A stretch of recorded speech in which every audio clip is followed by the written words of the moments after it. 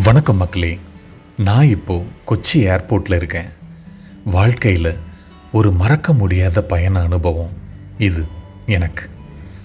S, தனியாக வாரணாசி, பனாரஸ் என்றும் அழைக்கப்படுகிற காசிக்கு ஒரு பயணம். ஒவ்வொரு பயணங்களும் வாழ்க்கையில் என்னை பொறுத்த வரைக்கும் ஒரு அனுபவம் தான். கொச்சியிலிருந்து கனெக்டிங் ஃப்ளைட் மும்பை வழியாக வாரணாசி ரீச் ஆனேன்.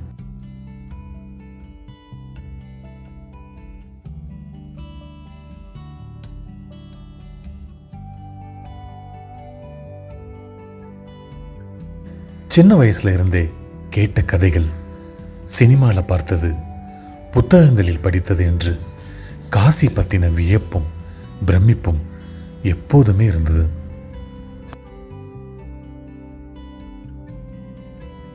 ஸ்கூல் படிக்கிற டைம்லலாம் காசி போயிட்டு வந்தாருன்னு யாரை பற்றியாச்சும் கேள்விப்படும் போது அவங்க மேலேயே பெரிய பிரமிப்பு வரும். காசி எங்கேயோ கனவு உலகம் மாதிரி இருக்கின்ற ஒரு விஷுவல் கூட கண் முன்னாடி வந்து போகும். அப்படி ஸ்கூல் டைமில் காசி போயிட்டு வந்த ஒரு தாத்தாவை பார்த்த ஞாபகம் இன்னும் கூட இருக்கு.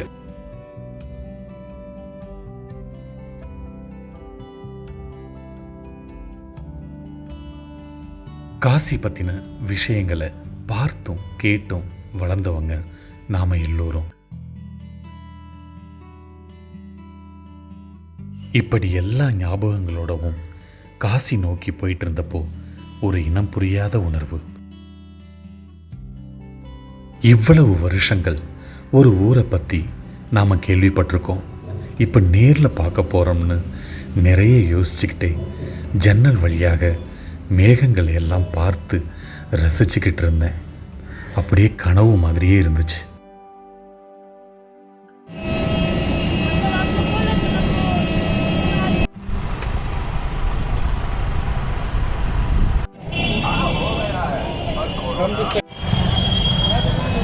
That side no need to go.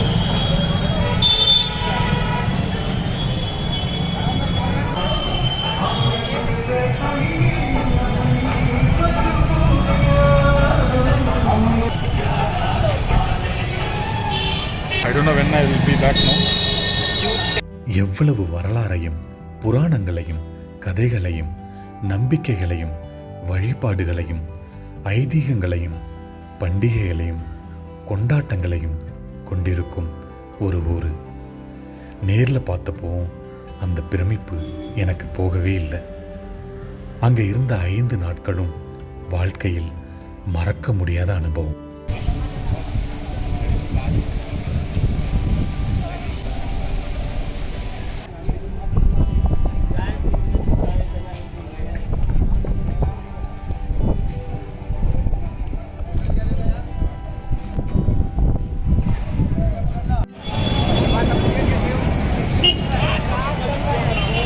இந்த பயணத்துக்காக ரொம்ப எதுவும் நான் பிளான் பண்ணலை. அன்பிளான்டாக தனியாக கிளம்பி காசிக்கு போயிட்டு பகலும் இரவும் அந்த ஊரையும் கோவில்களையும் நகரத்தையும் மக்களையும் கொண்டாட்டங்களையும் கங்கை நதியையும் துறவிகளையும் அகோரிகளையும் பார்த்தது எனக்கு வேறு ஒரு உலகத்தை காட்டியது.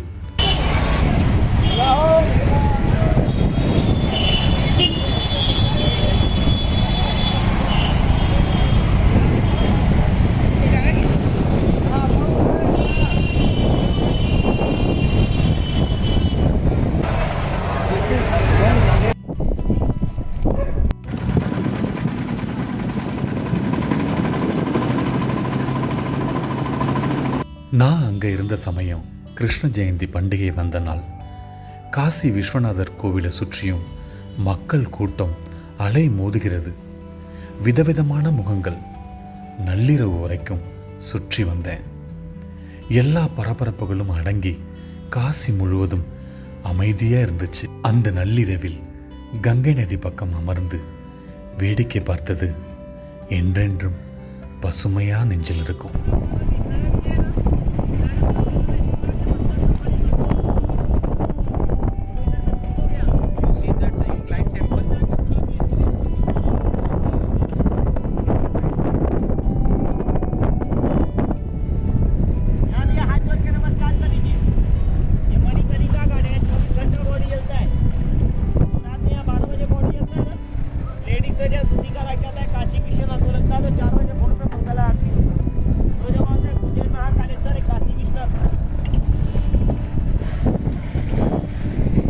விடிய ஆரம்பித்ததிலிருந்து பரபரப்பாகிக் கொண்டே இருக்கிறது காசி.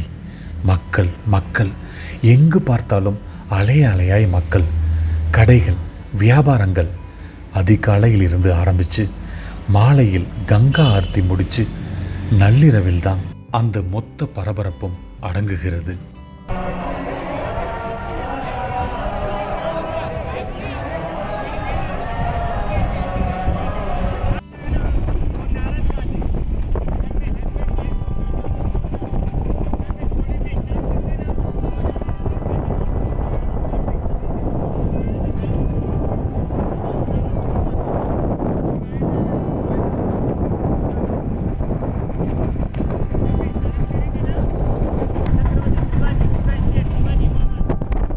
காசியில் இன்னும் ஒரு மறக்க முடியாத அனுபவம் கங்கா ஆர்த்தி.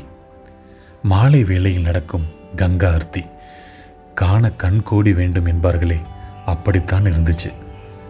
கங்கை நதியின் ஒரு புறம் அமர்ந்து இசை ஒலிக்க அந்த அந்தி வேளையில் கங்கா ஆர்த்தியை பார்த்தபோது ஒரு அற்புதமான உணர்வு. நான் ரொம்பவே மெய்மறந்து ரசித்தேன். முடிந்த அளவு ரெக்கார்ட் பண்ணேன். நீங்களும் இப்போது பாருங்க.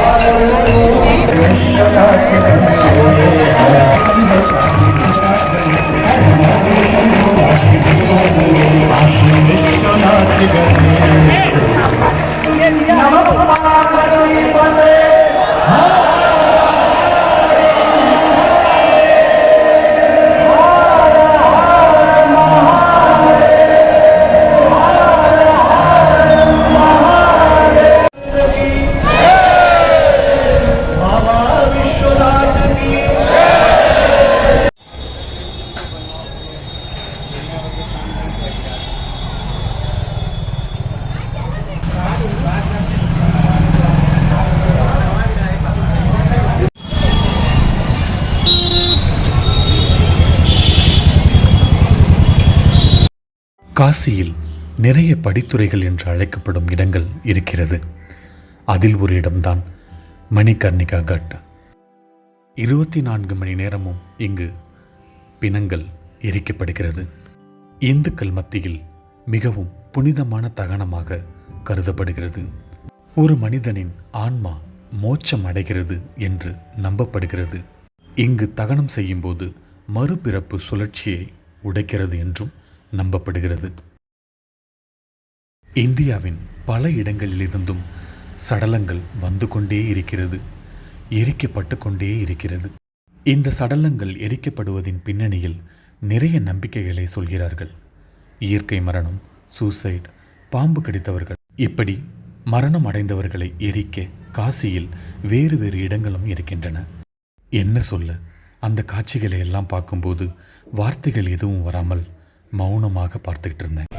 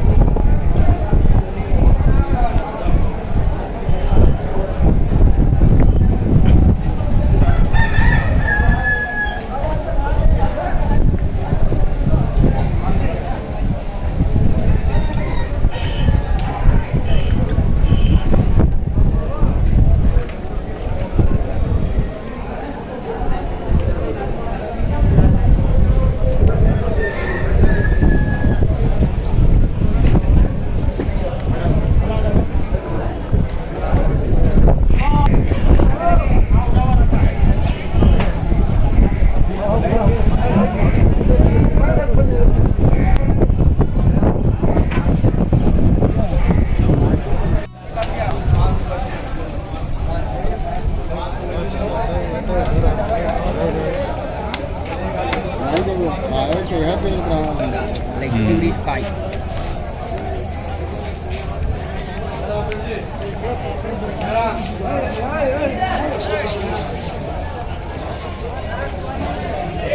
Here not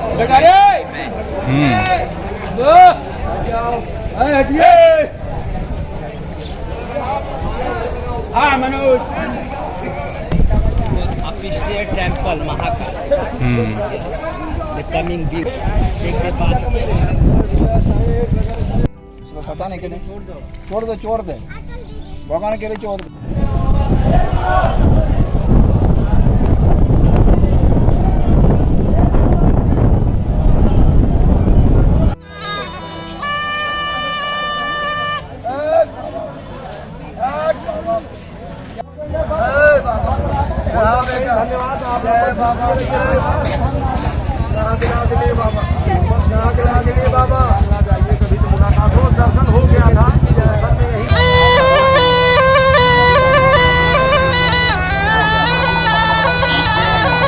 வாரணாசிக்கு பக்கத்தில் என்னோட நண்பர் ஊருக்கு போயிட்டு அங்கே நடந்த கிருஷ்ண ஜெயந்தி விழா கொண்டாட்டத்தை பார்த்துட்டு லக்னோ கிளம்பிட்டேன்.